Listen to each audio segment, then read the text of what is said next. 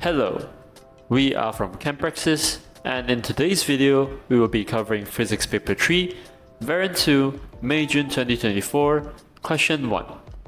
In this experiment, we will be investigating an electrical circuit. Now, as you can see, we have a diagram that we need to set up accordingly using the apparatus given to us.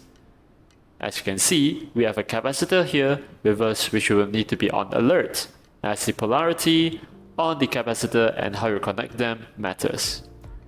As we can see from the diagram, they have labeled for us that we should connect the positive terminals of the power supply to the positive terminals of the capacitor. As the capacitor's purpose is to store energy, which you will learn in A2, if we connected them wrongly, the capacitor would not function properly and may overheat. So always be on alert if you see an electrical circuit with positive or negative signs labeled on the electrical components themselves. So these are the apparatus that are provided for us for the setup. As you can see, we have the wires with crocodile clips, capacitor, resistor, switch, stopwatch, multimeter, and our power supply. Keep in mind that some of the apparatus, like the multimeter and the power supply, may vary in different schools. Okay, now let's assemble the apparatus according to the diagram. Okay, so now that we have set up the apparatus, let's proceed on.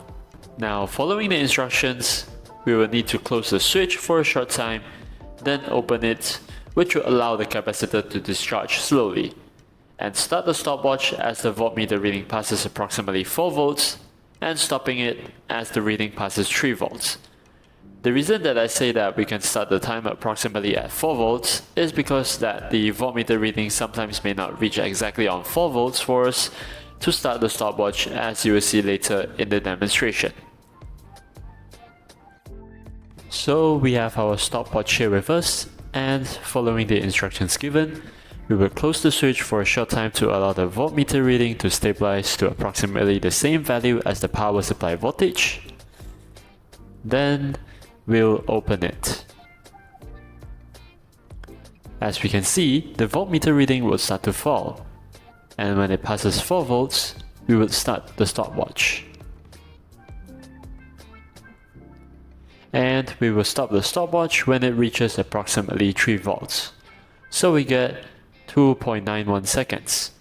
Make sure to record the timer reading to 2 decimal place, as it is the smallest unit that the stopwatch can measure. So back to our question, we can now record the starting voltage that we have just now used, which is 4.02 volts. Make sure to record it to 2 decimal places, which is the same decimal place as the voltmeter reading shows you.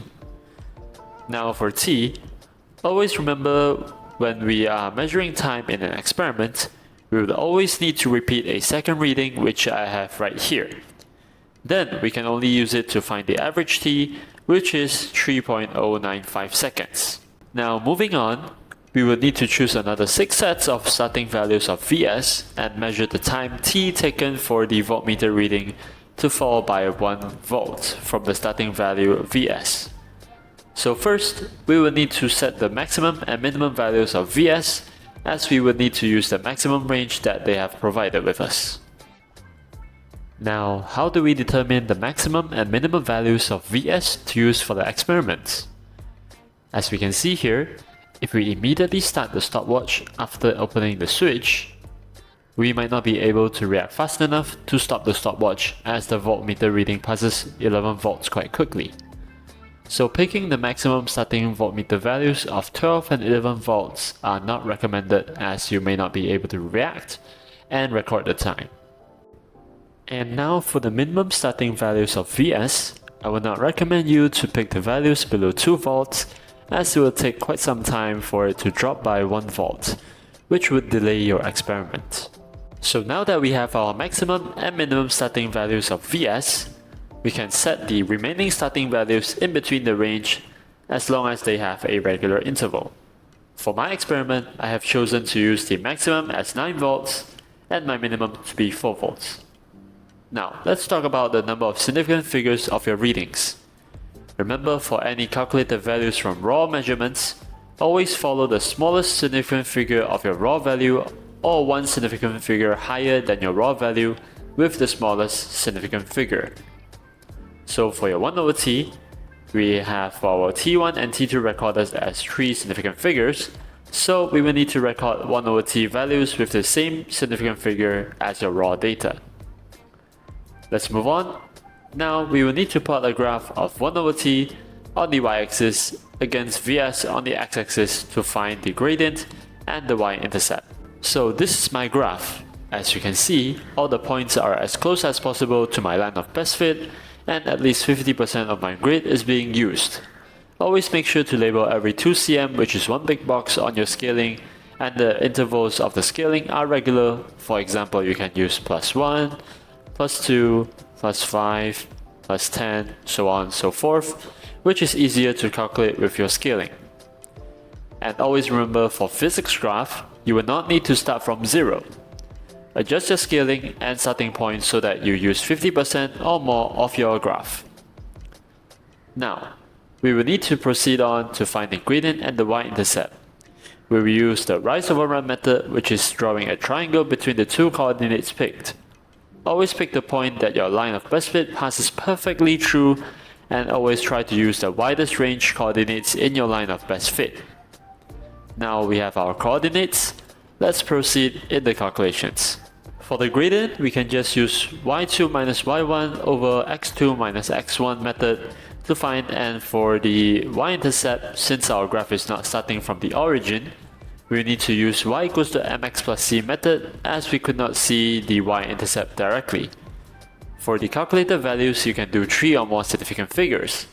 Although it is not a requirement for you to write the units here, but please write them down as a habit, as we will also need to use the units for the questions later. Moving on to question D.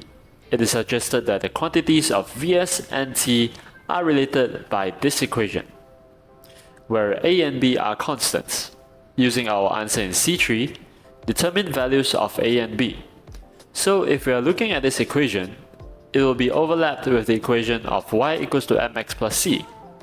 Hence we will know that A is our gradient and B is our y-intercept. So now we just need to mention that A equals to gradient and B equals to y-intercept. Then we can write the final answer. Remember to include your units, same as the units you have written in the previous question. So this is the end of the question. If you like the video, don't forget to like, share, and hit that subscribe button. This is ChemPraxis, and thanks for watching.